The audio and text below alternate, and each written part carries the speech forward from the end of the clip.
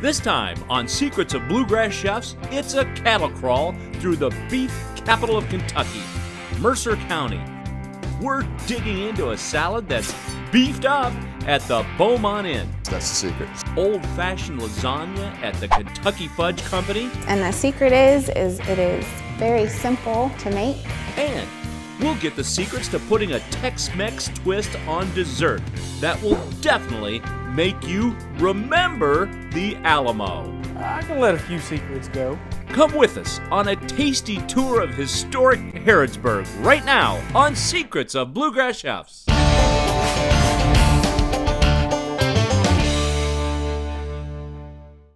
Tim Laird with you again, cruising through historic Harrodsburg for our annual beef cattle crawl. This is the beef capital of Kentucky, and it's full of places to find good eats. Great food, lots of history, great people. We're going to hit some of our favorites, like the Kentucky Fudge Company on Main Street. This time, they're giving up the secrets to one of the house favorites, beef lasagna. The food is really good. We're also going to the historic Beaumont Inn, where the head chef is beefing up salad with tri-tip steak and tobacco onions. It's that easy. It's that easy and that good. We'll stop by the Alamo, at least Harrodsburg version of it. This one is famous for great steaks. Throw them on the grill. And traditional Mexican flan. You'll see how to make that at home. But first, we take a trip back in time to Harrodsburg's historic Beaumont Inn. My family, for about 95 years, has been operating the Beaumont Inn. Dixon Dedman's great-great-grandmother was a student here in the 1880s, when the inn was a school for girls. When the school closed in about 1916, she and her husband purchased the property. Wasn't really sure what she was going to do with it, but by 1919 she is operating it as a full-service country inn, with a restaurant serving 3 meals a day and offering overnight accommodation. Not much has changed here since then, with one exception. We now offer just a little over 100 bourbons on our list and try to add to that every day. The Beaumont Inn is now at the epicenter of the Kentucky Bourbon Trail, which has been a big boost for tourism around here. It's a wonderful partnership that we have with the folks at the Kentucky Bourbon Trail, and we are very fortunate to be kind of centrally located so that you can do all the distilleries on the trail, stay here and not drive more than an hour to any of them. And when you come back, you're sure to find plenty of good eats, like the inn's famous fried chicken, and of course, plenty of good beef. We grill a lot of steaks back there in that kitchen. We know beef is what's for dinner. And this time, the steak is part of a beefed up salad that's topped with tobacco onions. Chef Jerry Broderick shows us the secrets to making it yourself. What we have right here is a tri-tip steak. This comes from the lower section of the sirloin. It's a good looking steak, got a little marble in it. So I'm gonna get my already spice rub that I've already mixed up earlier. I'm gonna coat this guy real good. I wanna get a real good sear, good crunch on there. We've got garlic powder, we've got ancho chili powder, we've got salt, pepper, paprika, just all kinds of goodness. A secret to getting a good sear on the steak is a cast iron pan lined with oil. Make sure it's good and hot. We're gonna pop him in there. We're gonna watch it sizzle a little bit. Go ahead and flip him. That's what we want, a nice little crust on top of them. Once we flip them, we're gonna go ahead and we're gonna pop them in our preheated 350-degree oven. And now for the greens. I decided to go with some Napa cabbage right here. It's got a clean, nice flavor to it. Just cut in, get a couple leaves. And I like to use a little bit of it down on the stalk just for a little bit of crunch to it. But I'm just gonna cut it right down the center. And I'm just gonna... He'll mix the Napa cabbage with mustard greens, which is a perfect pairing. These do have a real sharp mustardy bite to them, so I'm gonna cut them up a little bit smaller than everything else just so we don't get a large chunk in there. Not that that would be a bad thing, because I love mustard greens. If you like really mustardy spicy, you can put a lot more in. For our purpose today, we're just gonna put a little bit in there just for a little bit of that pepper flavor off the Napa cabbage and that mustard off of the mustard greens.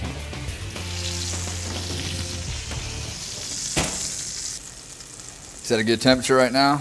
Just let him relax a little bit. That when we slice him open, he won't bleed everywhere. We got the good crust on there that we were looking for. Meanwhile, there's plenty of flavor left in the pan, so don't get rid of it. It's one of the secrets to Jerry's tobacco onions. They're easy to do at home when you learn the secrets. What we got right here is just plain all-purpose flour. You can find it in any grocery store. I've got salt, paprika, cayenne pepper to give it a little bit more bite, and black pepper. This will be our breading for our tobacco onions. Next, he'll slice the onion, and the secret here is to get them as thin as you can. You want to get it nice and thin as you possibly can. If you've got an electric slicer at the house, that would be good. This will act as basically the crouton on top of our salad. He coats the onions with the seasoned flour, and then he'll fry them in the same cast iron pan that he used to cook the steak. That's really going to beef up the flavor. The trick to it is you want to kind of get them all in there relatively at the same time, so your first guys aren't done while your last guys aren't. We'll get them in there. Go ahead and flip them over. That's what we want. We want to be able to hold them up, and they'll stand straight out by themselves. We'll let them drain. And finally, it's time to make a quick dressing. We'll start on our dressing, which is just going to be apple cider vinegar, Dijon mustard, brown sugar, a little cayenne, black pepper, salt, a little bit of mayonnaise, and a little bit of buttermilk just to act as a binder. It's that easy and that good. So now it's time to build this beefed up Beaumont-in salad. Pour a little bit on our greens, give it a nice little toss. And then we're just going to go ahead and add some fresh berries. Got some raspberries and some blackberries. We'll toss them up real good. We're going to get our plate ready. Just want to put a couple around the side, give it a little garnish. And now, the beef. Chef Jerry slices the steak on an angle and then fans it out on top of the salad. Man, does that look good. We're going to come back for our toasted onions that we had set aside to let drain. You want to get most of the oil off of them. You don't want all that oil run down to the bottom and making everything soggy. Put that guy on there. Throw a berry or two on top. And there you have it. One beefed up salad, like you'll only get at Harrodsburg's Beaumont-in. Thanks to Chef Jerry Broderick for sharing the secrets. And stay tuned, because we have a lot more secrets to share coming up. Next, it's off to downtown Harrodsburg and the Kentucky Fudge Company, where folks swear by the lasagna. We'll get the secrets to that recipe, and later, we're doing dessert, south of the border style. This is Secrets of Bluegrass Chefs.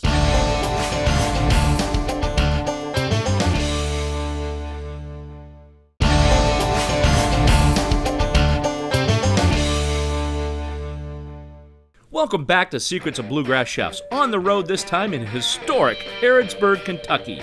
We're in search of the secrets to classic Kentucky recipes, which call for good old Kentucky beef. Our next stop is the Kentucky Fudge Company, right across the street from the Harrodsburg City Hall. This used to be Deadman's Drugstore, and it's one of the oldest buildings in all of Kentucky. Interesting building, built in the Civil War. They started about 1860 and finished about 1865. Nowadays, Tim Casimir owns it. And while he's not filling any prescriptions these days, he is dispensing plenty of things that can make you feel better. Sugar and espresso is a medication, then we do a lot of medication then still. From fudge to ice cream.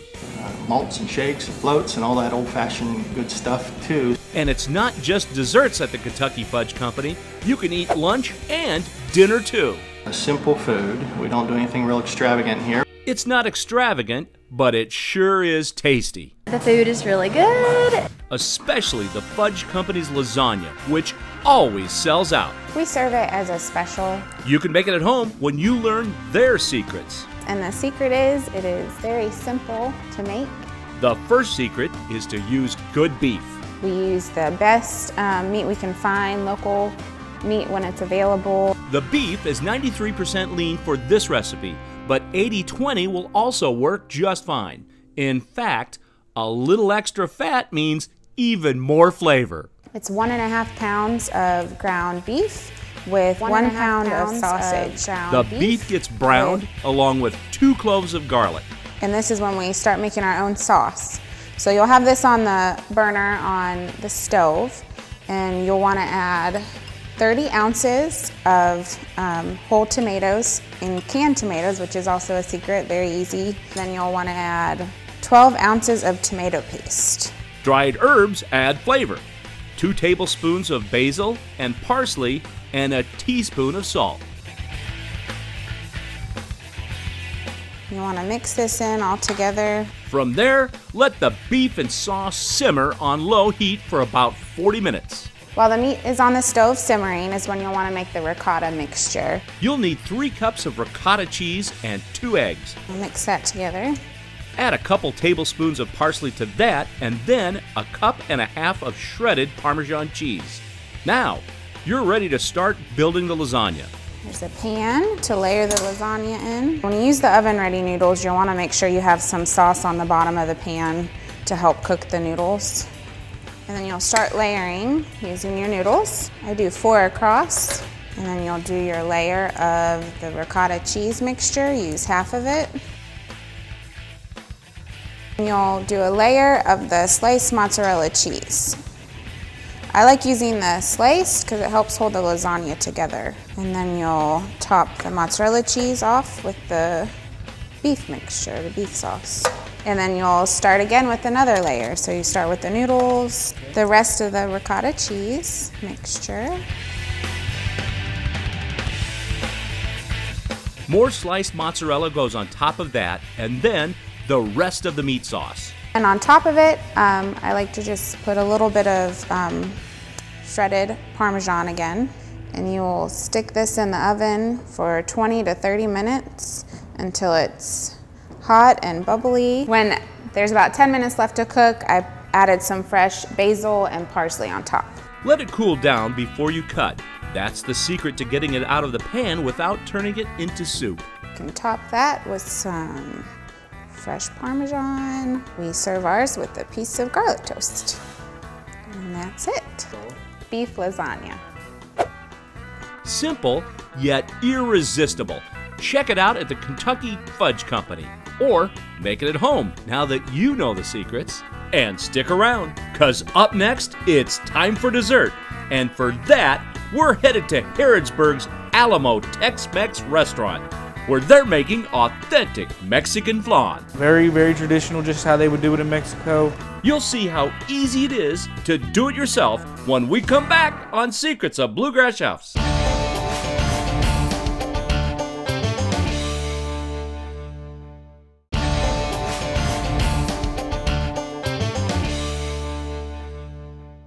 Tim Laird back with you with more Secrets of Bluegrass Chefs.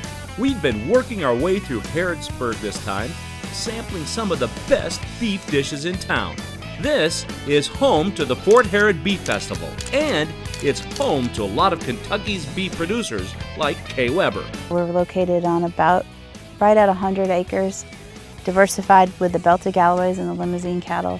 You've probably seen limousine cattle before, but the belted Galloways are a rare breed. They look like a beautiful black and white Oreo. They're still relatively new to America, and even more so to Kentucky. When they first came over from Scotland, they went directly to Maine and were centrally located in that northeast region and thrived in that region. And since then we've expanded them out, and we're finding that they're just hardy in general. It's not just towards the cold, they're hardy towards parasites. They thrive on what nature's provided for us. And here in the bluegrass, there's plenty of grass if you can get your hands on it, and they do great with it. And where there's plenty of cattle, there are always plenty of good eats. We started our cattle crawl at the Beaumont Inn with a beefed up salad. Then the Kentucky Fudge Company served us their famous beef lasagna. And now it's time for dessert, which brings us to Harrodsburg's Alamo Tex-Mex restaurant. We got a nice selection of different steaks and T-bones and ribeyes. The steaks are great, but dessert gets even sweeter with authentic Mexican flan. Traditional flan, very, very traditional, just how they would do it in Mexico. Chef Michael Stanley shows us the secrets to doing it the same way at home. My mom was going to be real proud of me. I'm on TV, I done made it big. He starts by making homemade caramel with sugar in a saucepan. Depending on how much you would be making, this is going to be enough for maybe 1 or 2 today. And you just want to have just in a dry pan, just the sugar. And then you want to bring it over to heat on a medium heat until that pan gets a little bit hot. And you'll start to see it. It's very important that you keep moving it. If you don't keep moving it, it'll burn and you'll get a real ugly taste in your flan. It's starting to turn into liquid now. It's starting to melt down. And this is the part that you really want to make sure that you stay constantly moving it. And if you notice, see how we're starting to get a little bit too hot, we want to make sure we turn it down. If you had some pecans, crushed pecans, and you throw it in this, it makes a wonderful topping for, I mean, anything else. And we're done. You notice how I didn't let it get too brown, because like I said, if you let it get too brown, you'll get that burnt taste to it. From here, the hot caramel goes into the bottom of a ramekin. It will eventually become the top of the flan. You don't want to put too much, about an inch I would say. The caramel will turn hard in a few minutes. In the meantime, here's another secret from the Alamo. They actually use the blender for something besides margaritas. Chef Michael uses it in the kitchen to make custard for his flan. Don't worry, we got another blender especially for the margaritas. The first ingredient, Mexican condensed milk. You want to go with what's called La Lechera. Walmart has them.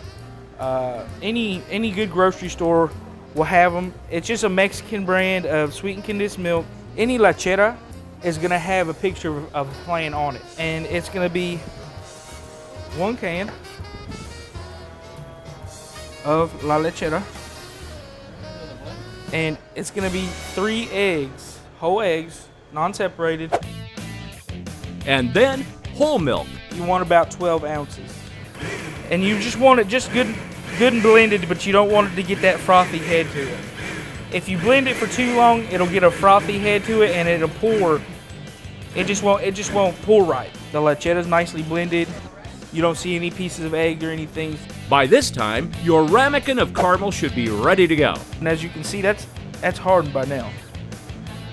So, just pour it up.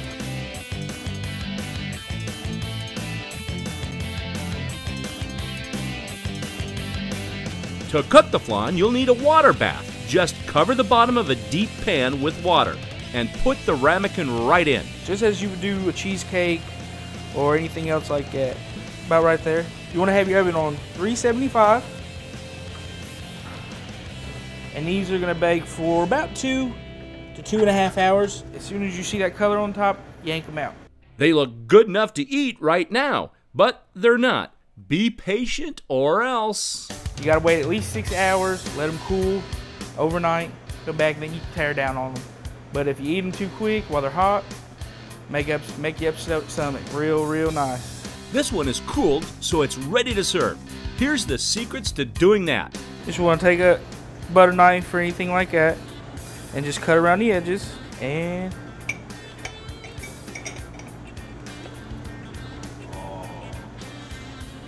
that's the dish. Traditional flan.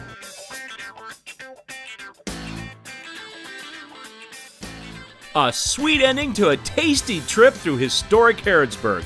Thanks to everyone who let us in on their secrets. And thank you for watching. I'm Tim Laird, and I'll see you next time on Secrets of Bluegrass Chefs.